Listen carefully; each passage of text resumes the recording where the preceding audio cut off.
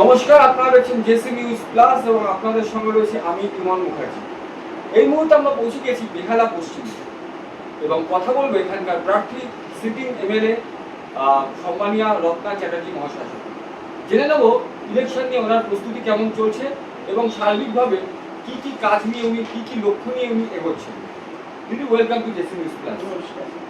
দিদি, আমি যেমন ইন্ট্রোতে বলছিলাম কি লক্ষ্য নিয়ে আপনারা এগোচ্ছেন বা কি কাজ এখনো বাকি আছে বা গত 5 বছরে আপনার কি মনে হচ্ছে যে এটা এখনো বাকি আছে, যদি কি শেয়ার করেন। প্রথম কথা একটা কথা বলি, যেটা হলো যে গত 5 বছর আমি বেহালা পশ্চিমের এমএলএ ছিলাম না, আমি বেহালা পূর্বের ছিলাম। মমতাজি এবার বেহালা পশ্চিমে আমায় দিয়েছে এবং এটা হচ্ছে আমার নিজের বাড়ির জায়গা, মানে আমি বেহালা পশ্চিমে থাকি কিন্তু বেহালা পূর্বে আমি ছিলাম। এবছর আমি বেহালা পশ্চিমে এসেছি। বেহালা পূর্বে 5 বছর আমি ঘুরেছি, যা যা সমস্যা জানি সেগুলো এখন যদি আপনি আমার বলতে পারেন আমি বলে দেবো। কিন্তু বেহালা পশ্চিমটা আমার কাছে নতুন, আমার বাড়ির এলাকা বা তার চারপাশের কিছু কিছু ওয়ার্ড আমি বলে দিতে পারবো, কিন্তু ওইদিকে ঠাকুরপুকুরের দিকে 125, 26, 127, 128 এগুলো আমার কাছে এখনো অপরিচিত। তো আমি কর্মী সেবা শুরু করেছি, ওখানকার কাউন্সিলরদের নিয়ে আমি সমস্ত কর্মীদের নিয়ে মিটিং করছি। নিশ্চয়ই আশা করবো মমতা বন্দ্যোপাধ্যায়ের প্রার্থী যখন আমি 100 নয় 1000% আমি বিশ্বাসী আমি জিতবো এবং এমএলএ হবো। হওয়ার পর আমি আবার কাউন্সিলরদের সঙ্গে বসবো, জিজ্ঞাসা করবো কার এলাকায় কী সমস্যা আছে, সেই সমস্যাগুলো যদি থাকে আর তো সেই সমস্যাগুলো নিয়ে তো কাজ হবেই 5 বছর ধরে। সঙ্গে এখানে বিদ্যাসাগর হসপিটাল আছে, সেই বিদ্যাসাগর হসপিটালেরও মানে নতুনভাবে গোছাতে হবে, মানে ইনফ্রাস্ট্রাকচারে কিছু কাজ আছে। আর দিদি, আমি আরেকটা জিনিস জিজ্ঞেস করবো, আপনি তো বেহালার মানুষ, বেহালা পূর্ব বা পশ্চিম নতুন কিছু নয় আপনার কাছে, কিন্তু এই কেন্দ্রীয় বদল হওয়াটা আপনার কাছে কতটা চ্যালেঞ্জ?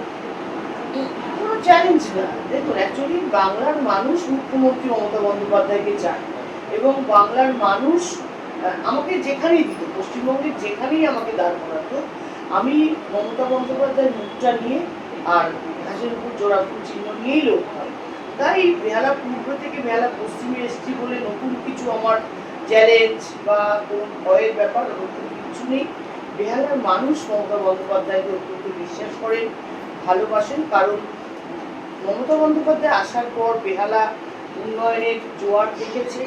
রাস্তাঘাট, আলো, ড্রেন, জল, pumping station, booster pumping station, drainage pumping station, hospital, school, college সব কিছু করে দিয়েছে মমতা বন্দ্যোপাধ্যায় সরকার।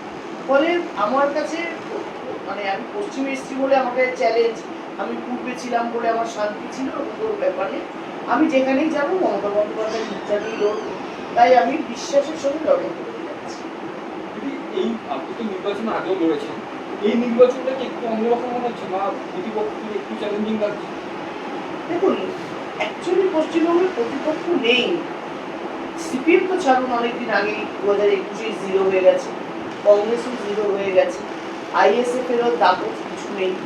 এখন হুমায়ুন কবির নতুন করে একটা দল গড়েছে, কোনো মানুষ জানে না তাদের পথনির্দেশ কি, তাদের নীতি কি, এটা জানাতেই ওর আরো 10 বছর 15 বছর লেগে যাবে। শুধু পড়ে রইল বিজেপি।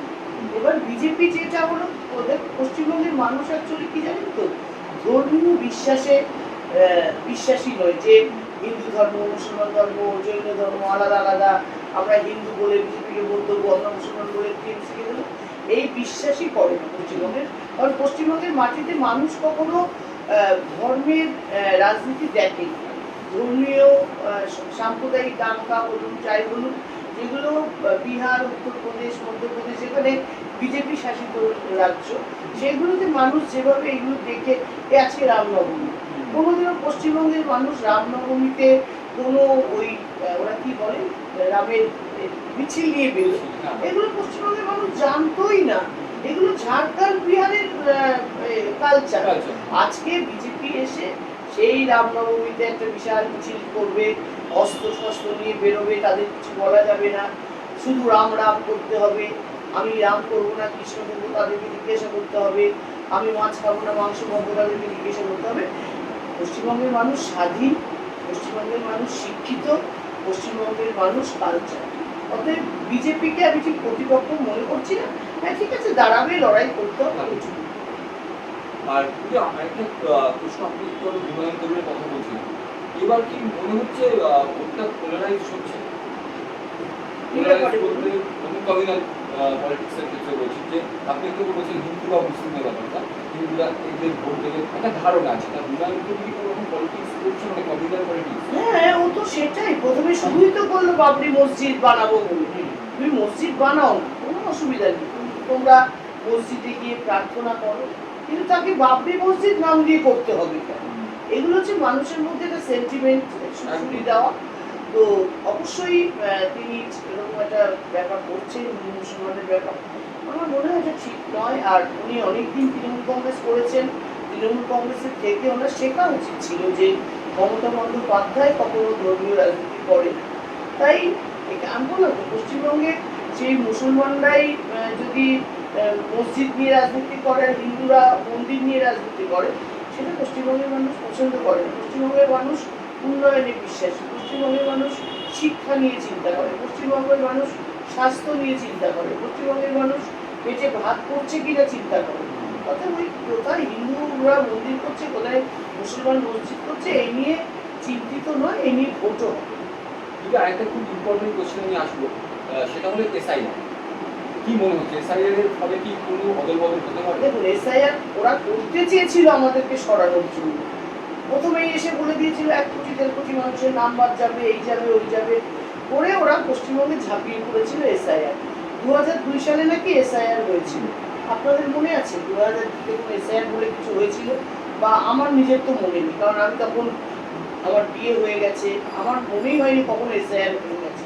পরে বহু মানুষ তখন 2002 সালে নাম তোলেনি, তারা বাইরে ছিল।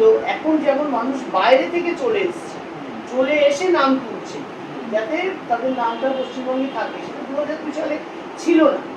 এবারে মানুষকে ওরা এত বিরক্ত করেছে, এত হ্যারাস করেছে, যে ওরা যে ভাবনাটা নিয়ে পশ্চিমবঙ্গে এসেছিল যে আমরা এসআইআর করে জিতে যাব, আমরা এই করবো, মমতা ব্যানার্জিকে সরিয়ে দেবো, আরো উল্টে মানে ওদের মানে বলছেন বুমেরাং হয়ে যাবে। কারণ মানুষ খুব বিরক্ত হয়েছে। প্রায় 200-250 বিএলও সুইসাইড করেছে, মানুষ টেনশনে হার্ট অ্যাটাক হয়েছে যে আমার নামটা না থাকলে কি হবে। কারণ ওরা ভয় দেখিয়ে দিয়েছিল যে নাম না থাকলেই বাংলাদেশে পাঠিয়ে দেবে, এটা মানুষের মধ্যে টেনশন হয়ে গেছিল, তাহলে কি আমাদের বাংলাদেশ চলে যেতে হবে। তো সেটা পুরো বুমেরাং হয়ে গেছে। এখনো 60 লক্ষ মানুষকে ঝুলিয়ে রেখেছিল অ্যাডজুডিকেশনে, সবে 28 লক্ষ মানুষের নাম বের করেছে। তার মধ্যে শুনলাম, আমি এখন শিওর জানি না, প্রায় 12-14 লক্ষের নাম বাদ দিয়ে দিয়েছে। কি কারণে বাদ দিয়েছে, কেন বাদ দিয়েছে? যারা 95 সালেও ভোট দিয়েছে, 2002-তে নাম করতে পারেনি, তারা কিন্তু আজকে ভোট দিতে পারছে না। মানুষের মধ্যে ক্ষোভ থাকবে। একদম। যদি আমরা এটাকে শেষ পর্যায়ে চলে এসেছি, আমি জানি আপনার খুব ব্যস্ততা রয়েছে, একদিন একটা প্রশ্ন করবো, সেটা হচ্ছে আপনি তো মানুষের সঙ্গে নিশ্চয় কথা বলছেন, কি মনে হচ্ছে এখানকার মানুষের পালস কি দিচ্ছে? মানুষের পালস হচ্ছে মানুষ উন্নয়ন হচ্ছে, আর কিছু চাই না। মানুষ সুখে শান্তিতে থাকবে, বাড়িতে ডাল ভাত আলু সেদ্ধ খাবো, তবুও শান্তিটা দরকার, যেটা পশ্চিমবঙ্গে আছে। এখনো পশ্চিমবঙ্গ বিহার হয়ে যায়নি, এখনো পশ্চিমবঙ্গ ইউপি হয়ে যায়নি, এখনো পশ্চিমবঙ্গ মহারাষ্ট্র হয়ে যায়নি। তো পশ্চিমবঙ্গের মানুষ শান্তিতে আছে, সুন্দর রাস্তাঘাটে চলছে, ঝকঝকে আলো আছে, ড্রেনেজের ব্যবস্থা খুব ভালো, প্রত্যেকটা ঘরে জলের লাইন আছে, মানুষকে, মহিলাদের লক্ষ্মীর ভান্ডার দিয়ে মানুষ আর মমতা দিয়ে তাদের আজকে একটা সসম্মানে জায়গা দিয়েছে, যুব সাথী দিয়ে ছেলে মেয়েদের আজকে যখন মা বাবার কাছে হাত পেতে বলতে হয় 200 টাকা দাও বাইকে তেল ভরাবো বা ফোনে রিচার্জ করাবো, সেটা কিন্তু একটা 21 বছর 22 বছরের ছেলের ইগোতে লাগে। সেটা যদি মমতা দি সেই 1000 টাকা ওদের দিয়ে তেল করতে বা রিচার্জ করতে, বা ধরুন অনেক ছেলে মেয়ে পরীক্ষা দেয়, যে সমস্ত পরীক্ষাগুলো দেয় তাতে ফর্ম কিনতে পয়সা লাগে, সেই ফর্মটা কিন্তু বাবা মার কাছে হাত পাততে হবে না। যারা পিএইচডি রিসার্চ করে তাদের কিছু খরচা থাকে, সেইগুলো এই 1500 টাকার মধ্যে দিয়ে হয়ে যাবে। হ্যাঁ আছে। এবার দেখুন, আপনি হয়তো, মানুষ বলতে পারে যে এই বদলে আমাদের চাকরি দিত, চাকরি যদি এত সহজ হতো যে হ্যাঁ সবাইকে চাকরি দিয়ে দিচ্ছে, তাহলে কেন্দ্রে যখন নরেন্দ্র মোদী সরকার এসেছিল 2014 সালে বলেছিল, এলে প্রতি বছর 2 কোটি মানুষের চাকরি দিন। আজকে 12 বছরে 24 কোটি মানুষের চাকরি হওয়ার কথা। আপনি বলুন তো, আমি তো এখনো অব্দি দেখিনি যে নরেন্দ্র মোদীর বিজেপি সরকার এসে একটা মানুষ আমার চোখের সামনে ঘুরছে না যে আমাকে চাকরি দিয়েছে। বরং আমার চোখের সামনে অনেকেই আছে যারা পশ্চিমবঙ্গ সরকারের থেকে চাকরি পেয়েছে। তাই ব্যাপারটা অত সহজ নয় যে মিথ্যে কথা বলে, মিথ্যে রাজনীতি করে মানুষের মন ঘুরিয়ে দেবো এবং আমরা ভোটটা নিয়ে জিতে চলছি। একদমই।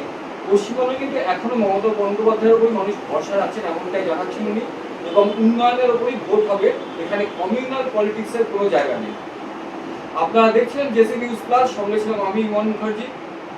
আজকের অনুষ্ঠান দেখার জন্য অনেক অনেক ধন্যবাদ। সকলে ভালো থাকবেন, সুস্থ থাকবেন। নমস্কার।